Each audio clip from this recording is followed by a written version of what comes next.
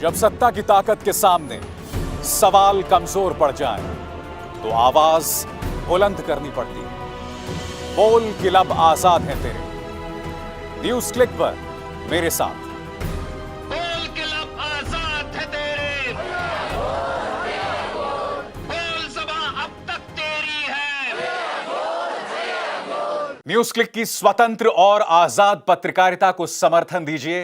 इस लिंक पर क्लिक कीजिए, ज्वाइन पर क्लिक कीजिए और उसके बाद हमारी मेंबरशिप को ग्रहण कीजिए। आपके सामने 3 विकल्प हैं। नमस्कार, आप देख रहे हैं बोल के लब आजाद है तेरे। मैं अभिसार शर्मा। मैं हर बार आपसे क्यों कहता हूं कि न्यूज क्लिक की पत्रकारिता का समर्थन कीजिए, क्योंकि मुख्य धारा का न्यूज चैनल जो है आपसे जो खबर है वो आपसे दूर कर रहा है। कल सुप्रीम कोर्ट ने मोदी सरकार को कड़ी फटकार लगाई है। उसकी वैक्सीनेशन पॉलिसी के लिए तर्कहीन और मनमाने शब्द का प्रयोग किया है।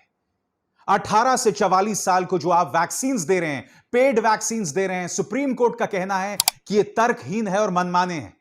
मगर मैं आपसे पूछना चाहता हूं, इसकी चर्चा क्या मुख्य धारा के न्यूज चैनल्स में हुई जैसे करनी चाहिए थी? मैं आपको बताता हूं न्यूज चैनल्स क्या कर रहे थे। दोस्तों, आपके स्क्रीन पर ABP news, breaking news, Mehul Choksi पर लगाए गए आरोप बेबुनियाद। मेहुल चोकसी की पत्नी प्रीति चोकसी से एबीपी न्यूज की बातचीत। फिर देखिए इंडिया टुडे, देश का सबसे बड़ा news network. Great Caribbean chase for Choksi begins, Dominican court to decide on the fraudster's deportation. हर जगह मेहुल चोकसी की खबर थी। मैं आपसे जानना चाहता हूं, आपके लिए क्या जरूरी है? मेहुल चोकसी की पत्नी से कोई बातचीत या वैक्सीनेशन को लेकर इस सरकार ने किस तरह के अपराध किए हैं और उस मुद्दे को लेकर सुप्रीम कोर्ट ने इन्हें किस तरह से एक्सपोज किया है, वो खबर।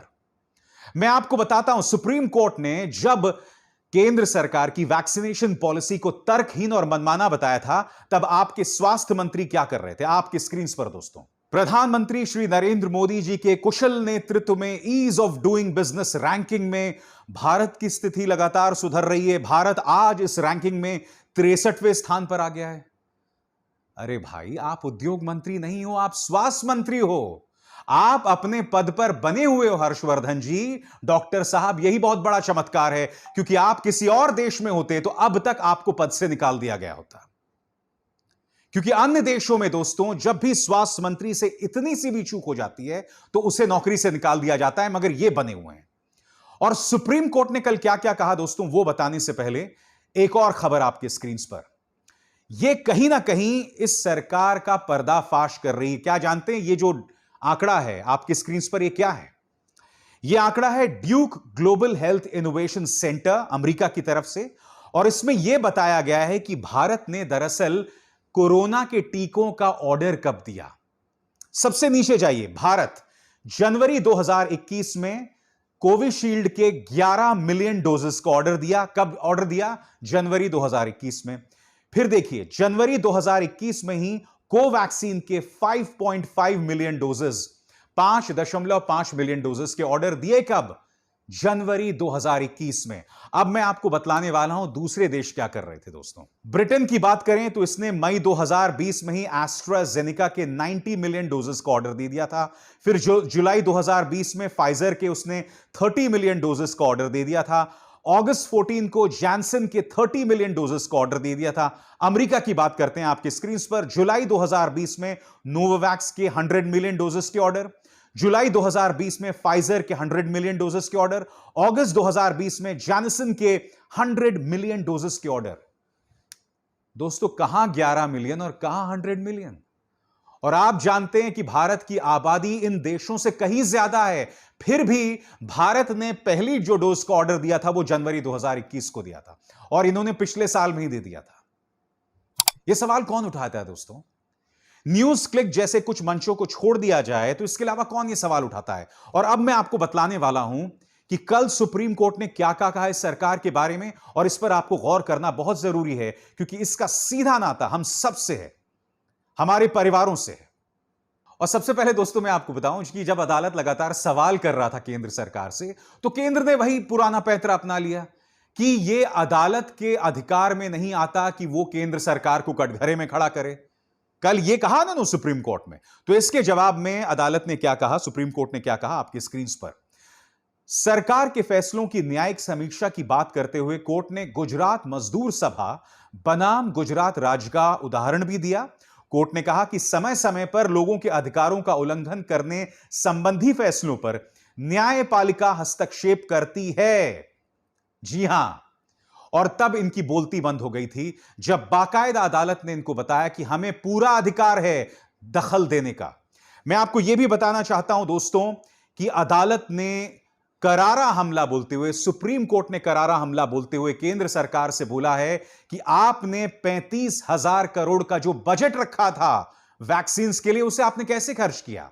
आपके स्क्रीन पर justice DY Chandrachud, justice L N Rao और जस्टिस एस आर भट्ट की बेंच ने पूछा कि वैक्सीनेशन के लिए आपने 35,000 करोड़ का बजट रखा है, अब तक इसे कहां खर्च किया। कोर्ट ने केंद्र से वैक्सीन का हिसाब भी मांगा और यह भी पूछा कि ब्लैक फंगस इंफेक्शन की दवा के लिए क्या कदम उठाए गए हैं।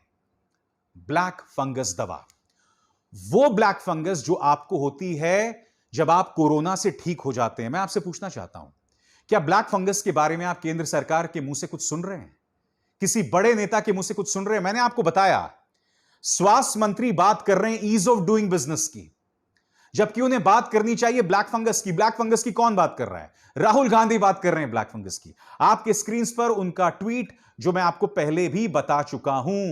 ब्लैक फंगस महामारी के बारे में केंद्र सरकार स्पष्ट करे। एम्फोटेरिसिन बी दवाई की कमी के लिए क्या किया जा रहा है? मरीज को यह दवा दिलाने की क्या प्रक्रिया है? इलाज देने के बजाय मोदी सरकार जनता को औपचारिकताओं में क्यों फंसा रही है? आज जो सवाल यहां राहुल गांधी उठा रहे हैं, यह सवाल केंद्र सरकार क्यों नहीं उठाती?